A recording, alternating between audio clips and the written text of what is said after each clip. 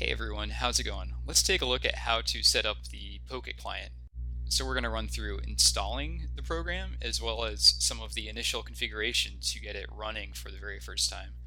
And since the HUD is part of the Pocket client, maybe we'll play a few hands at the end and see the HUD in action as well. We're going to do this from a Windows computer, but the process is pretty much the same for Macintosh computers. It's just more Mac-y in the way they do things. We have a video that's pretty much this just for Mac if you want to check that out. The link is down in the description. So we're going to start here on the download page, which is part of the Pocket Help Center. I'm going to just click the download link in this section for it and wait for it to download. Okay, cool. All we have to do to install it is click and open up that exe file that we downloaded and click run when that pops up, and then we just let it do its thing for a few minutes. I'm going to speed up the video here to get through this, but it does take a couple minutes on my computer.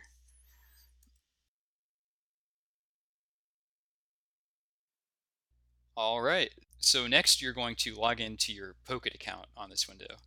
I'm going to use one of our dev accounts here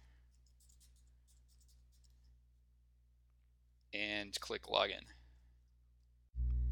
Alright, this should be the very first screen you see when you log in for the first time.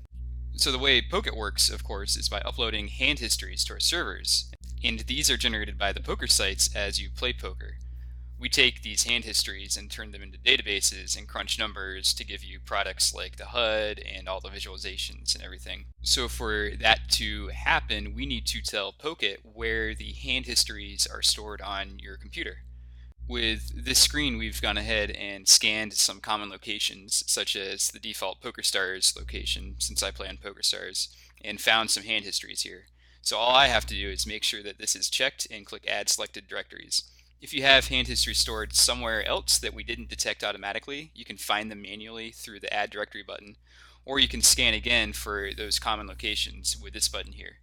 And so now that I've added my PokerStars location, I can click Save.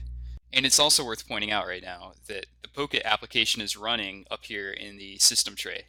And we can see it as the Pocket logo, which is this little pie poker chip. So I also want to point out real quick, at least for PokerStars, how you confirm that you have hand histories being stored on your computer.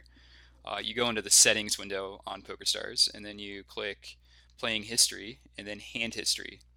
And make sure that this check mark is checked here for save my hand history. And this says the location that it's saving on your computer. This is the same location that we saw on the Pocket window a second ago for my hand history. So all this is in order for me. You might want to double check that this is working this way for you as well. So without further ado, maybe we'll hop into a table.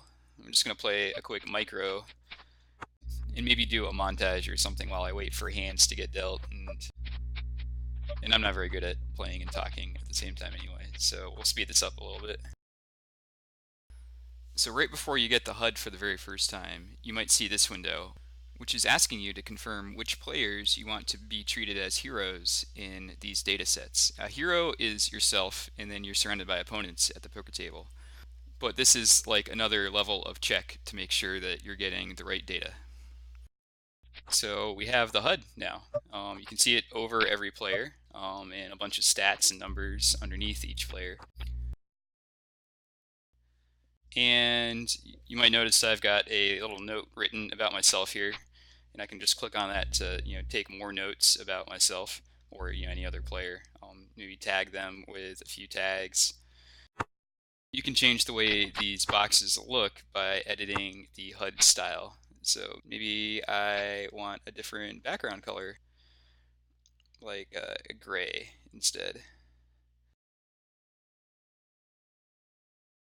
And yeah, maybe finally you can go in and edit how the HUD looks and choose what stats are on each row, and maybe even add in another row, or have different HUDs entirely that you can choose from, and to limit relevant sources of data based on game type for each player to come into your HUD stats and so on. So I hope you have fun with the Pokeit client and the Pokeit HUD. Check out the Help Center if you have any other questions, and you can always reach out to us as well. And good luck at the tables.